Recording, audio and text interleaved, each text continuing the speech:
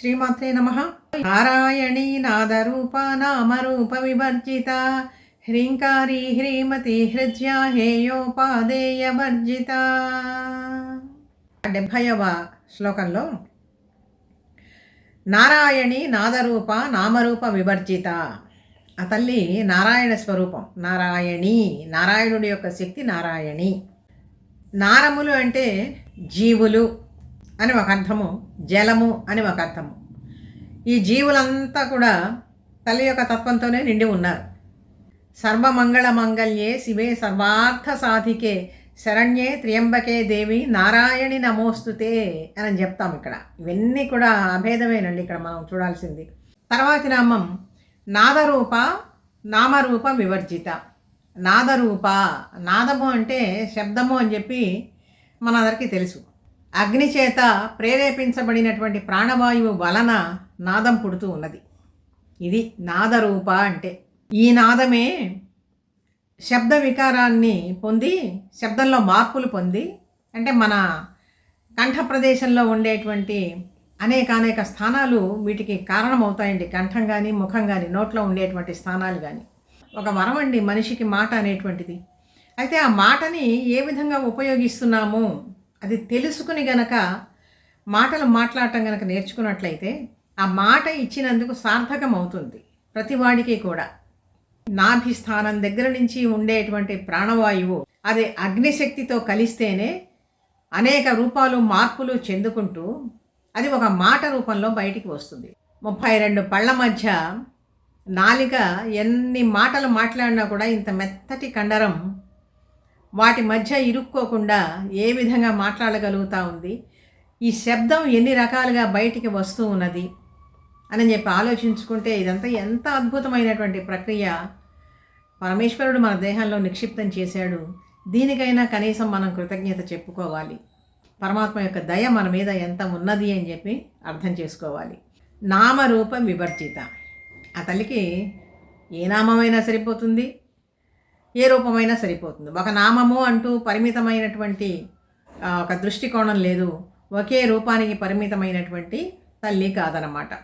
శక్తికి, అనంతమైనటువంటి శక్తికి ఒక నామం ఒక రూపం అంటూ ఏముంటుంది? ఏ రూపాన్ని పెట్టుకుంటే ఆ రూపంలోనే మనకి కనిపిస్తూ ఉంటుందన్నమాట. తర్వాత వచ్చేటువంటి నామాలన్నీ కూడా హకారంతో ఉన్నాయి చూడండి. హ్రీంకారి హ్రీమతి హృజ్య హేయోపాదేయ వర్జిత. అసలు హ్రీంకారమే తల్లి యొక్క బీజాక్షరం. పంచ ప్రణవాలు అని చెప్పి చెప్పుకుంటూ అందులో హ్రీంకారం ఉన్నది. ఈ హ్రీంకారానికే ఇంకొక 3 నామాలు కూడా ఉన్నాయి. శక్తి, మాయ, హృల్లేఖ అనేటువంటి 3 నామాలు కూడా హ్రీంకారానికి ఉన్నాయన్నమాట. హ్రీంకారాసన గర్భితానలశిఖా సౌక్లీం కళాం బిభ్రతీం సంవర్ణాంబరధారిణీ వరసుధా ధౌతాం త్రినేత్రోజ్వలాం వందే వందే పుస్తకపాశమంకుశధరాం స్రగ్భూషితాముజ్వలాం త్వాం గౌరీం త్రిపురాం పరాత్పరకళాం శ్రీచక్ర సంచారిణి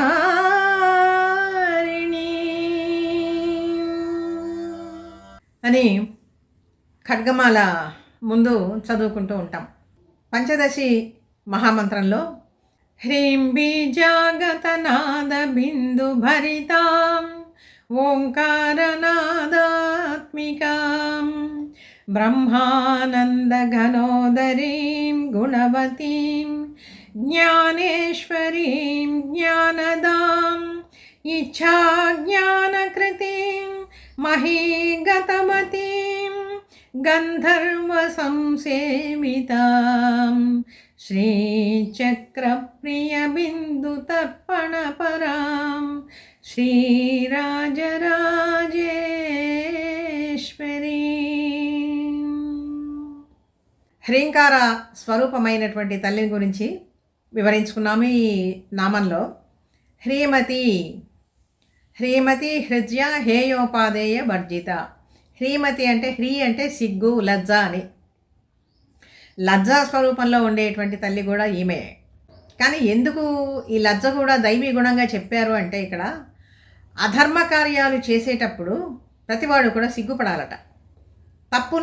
ఈ తప్పు పని నేను చేస్తూ ఉన్నాను, ఈ పని చెయ్యకూడదు, ఇది పొరపాటు అని చెప్పి ఆ విషయంలో తాను లజ్జని పొందాలి. మనోహరమైనటువంటి రూపం కలిగినటువంటిది, చాలా హృదయంగా ఉన్నది అనేటువంటి మాట కూడా మనం వింటూ ఉంటాం. మనోహరమైనటువంటి రూపంతో ఉండేటువంటి తల్లి, మునీశ్వరుల హృదయంలో ధ్యానింపబడుతూ ఉండేటువంటి తల్లి హృజ్య. అటువంటి తల్లికి హేయోపాదేయ వర్జిత. హేయము, ఉపాదేయము. హేయము అంటే విసర్జింప తగినటువంటిది, ఉపాదేయము అంటే స్వీకరించాల్సినటువంటిది. రెండూ లేవు. మహాశక్తి స్వరూపిణికి ఒకటి కావాలి అని ఉండదు, ఒకటి అక్కర్లేదు అని కూడా ఉండదు. అందుకని హేయోపాదేయ వర్జిత ఇవన్నీ కూడా లేనటువంటి తల్లి. నారాయణి నాదరూప నామరూప వివర్జిత. హ్రీంకారి హ్రీమతి హృజ్య హేయోపాదేయ వర్జిత. తర్వాతి భాగంలో మళ్ళీ మరొక 2 శ్లోకాలకి అర్థం తెలుసుకుందాం పరమేశ్వరి అనుగ్రహంతో. వీడియో నచ్చితే లైక్ చేయండి, షేర్ చేయండి, సబ్స్క్రైబ్ చేయండి. మీ అభిప్రాయాన్ని కామెంట్ రూపంలో తెలియజేయండి.